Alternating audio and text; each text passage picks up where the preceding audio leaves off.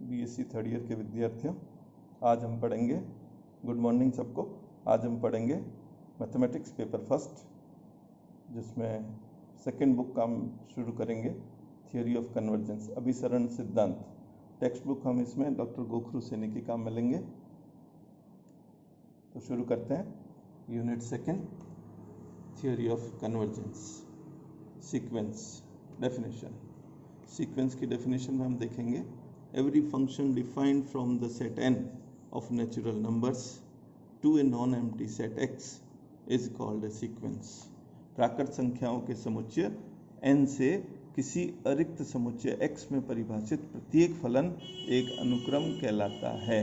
अन्य शब्दों में, किसी अरिक्त समुच्चय x के अनुक्रम एक नियम होता है जो प्रत्येक प्राकृत संख्या को x के अद्वितीय अवयव से संबद्ध रखता है।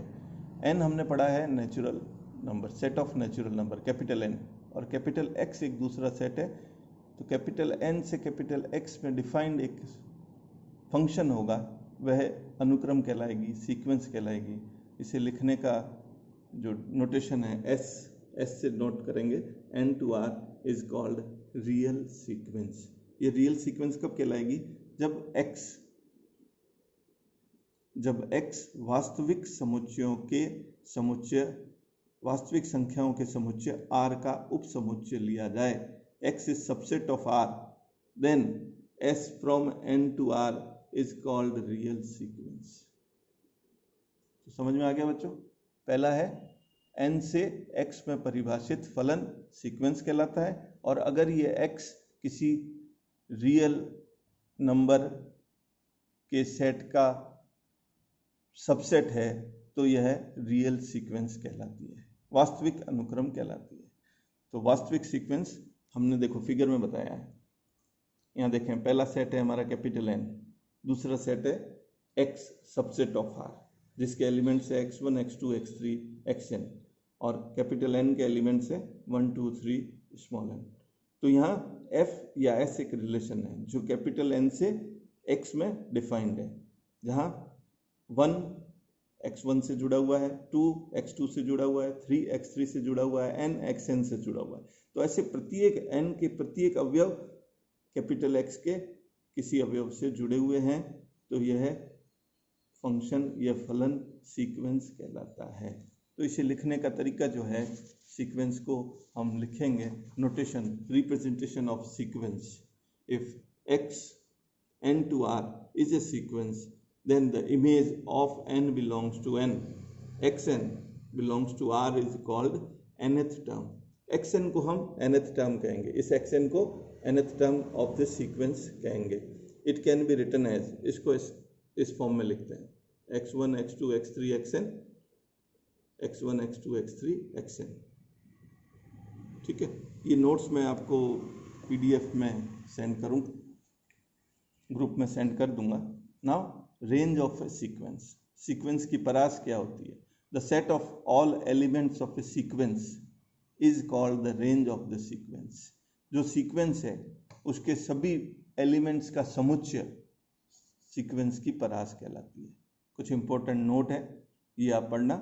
The domain of the sequence is necessarily n। तो किसी भी सीक्वेंस का डोमेन जो होगा वो कैपिटल N होगा, since n is an infinite set। n कैसा है? नेचुरल नंबर का इनफाइनाइट सेट है, therefore the terms of the sequence are infinite। तो किसी भी सीक्वेंस की टर्म्स, नंबर ऑफ टर्म्स कितनी होगी? इनफाइनाइट होगी।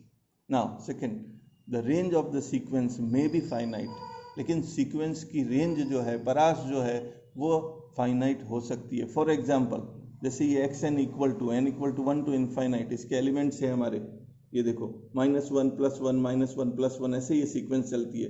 तो इसकी रेंज क्या हो जाएगी? -1, 1। Third, the range of the constant sequence is C। किसी भी कांस्टेंट सीक्वेंस की रेंज C से लिखेंगे। फिर देखें fourth point, x1, x2, x3 are called first, second and third terms of the sequence, even if mth and nth terms are equal, xm equal to xn, they are treated separate। दोनों separate होगी। अलग अलग terms होगी। अगर कोई दो term बराबर हो जाए वैल्यू, जैसे हमने कहा इसमें -1 + 1 -1 + 1, तो ये -1 बराबर टर्म्स है, लेकिन ये अलग अलग टर्म्स कहलाएगी। वैल्यू इसकी समान है लेकिन टर्म्स अलग अलग कहलाएगी। That is the terms of different positions are treated separate. तो डिफरेंट पोजिशन पे जो टर्म्स है वे सारी डिफरेंट टर्म्स कहलाएगी। पर्टिकुलर सीक्वेंस, कांस्टेंट सीक्वेंस मैंने बताया था जिसका element c, xn equal to co for every n belongs to n, that is constant sequence. दूसरी identity sequence. Identity sequence, if nth term of the sequence xn equal to n, the sequence obtained 1 2 3 is called identity sequence. This defined from n to n. Okay, next, third, equal sequence. Two sequences xn and yn are said to be equal if their nth terms are same, equal, जिसकी nth term समान हो। कोई ऐसी दो अनुक्रम जिसके nth term समान हो, बराबर हो, उसको हम इक्वल सीक्वेंस कहेंगे, समान सीक्वेंस कहेंगे, समान अनुक्रम कहेंगे। कुछ सीक्वेंस के एग्जांपल्स दे रखा हूँ। xn equal to 1/n, then sequence xn equal to 1, 1/2, 1/3, 1/4। तो n की जगह हम 1 2 3 4 5 n + 1 इनफाइनाइट तक रखेंगे तो वो हमारी सीक्वेंस प्राप्त हो जाएगी। इसी टाइप से सेकेंड एग्जाम्पल, जिसमें xn इक्वल टू -1 की पावर n, जब इसमें हम n इक्वल टू 1 2 3 रखेंगे तो सीक्वेंस हमारी आएगी -1 + 1 -1 + 1, तो इसकी रेंज क्या हो जाएगी -1, 1। इसी टाइप से एक sequence xn equal to 1 - 1 to the power n, then xn equal to, देखो n इक्वल टू 1 रखेंगे, -1 to the power 1 is -1 minus plus, तो फर्स्ट टर्म हो जाएगी 2, 0 2, 0 2, 0 ऐसे चलता रहेगा। इसकी रेंज हो जाएगी 2, 0। तो ये मैं नोट्स आपको व्हाट्सएप पे ग्रुप में डाल रहा हूँ, तो इसको आप अच्छी तरह पढ़ें आगे फिर नेक्स्ट क्लास में।